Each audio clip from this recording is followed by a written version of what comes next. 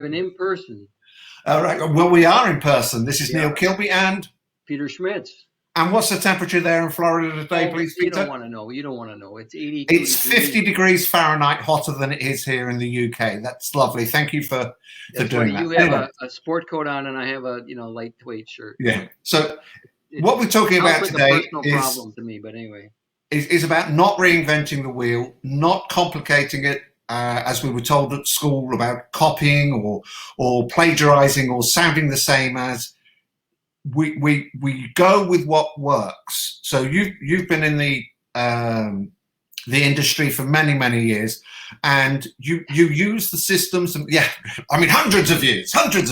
Yeah, you make me sound really old. Thanks a lot. Well, there's a reason for that. Anyway, Okay, so what I'm trying to say, and what we're trying to express to people is certain things work. Use them.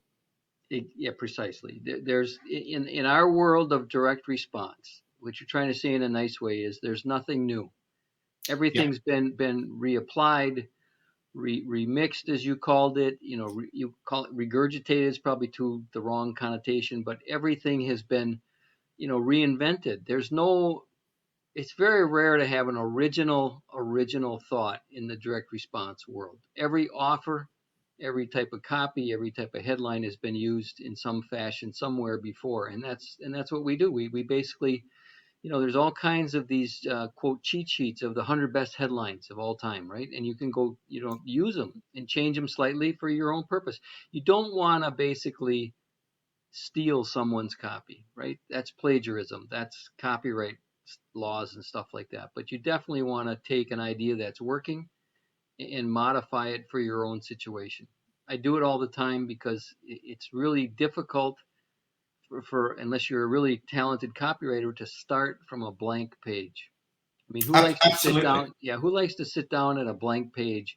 And because coming up with an original thought just isn't going to happen. You've seen it, you've heard it, you've read it somewhere before.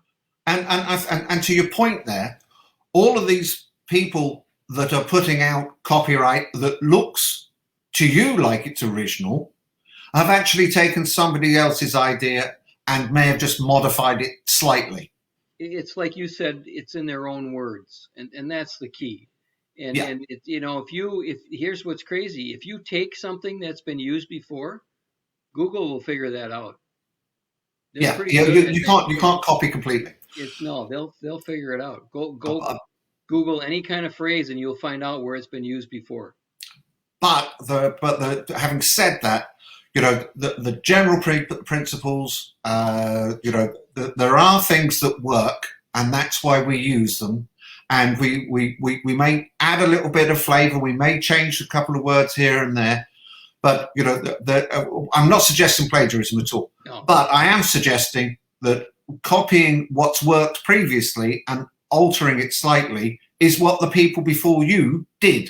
exactly. I So think you said it before. The only original was Einstein. I would go back even further, and it's probably God.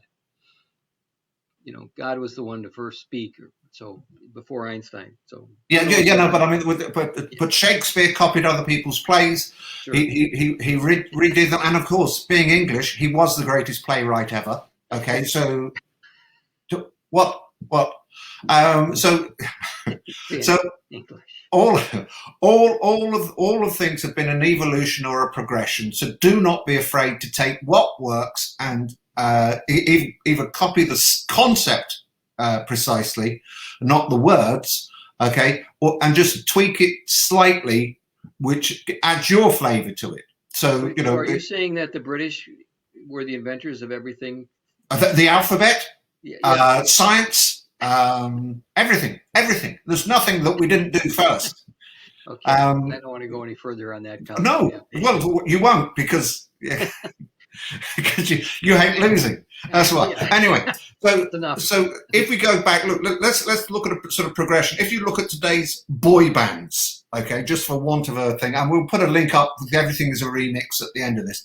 Okay, you can see the progression backwards. So you can see the current K-pop, I think it is, go back to copy people like One Direction and Boyzone and take that. I don't know if you have those in the We US. do, but I don't listen to those guys. And then you go back 30 years before that, and you have the Beatles, and the Beatles copied people, such as Little Richard, but they also copied Elvis, and Elvis was essentially, a remix of Frank Sinatra, and you can just keep going back,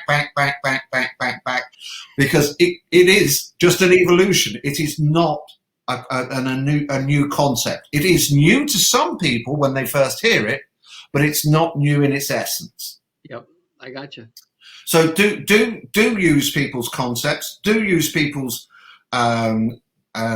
words, okay, and use what works. That's the important bit. But obviously, complete and utter plagiarism is what we would call naughty.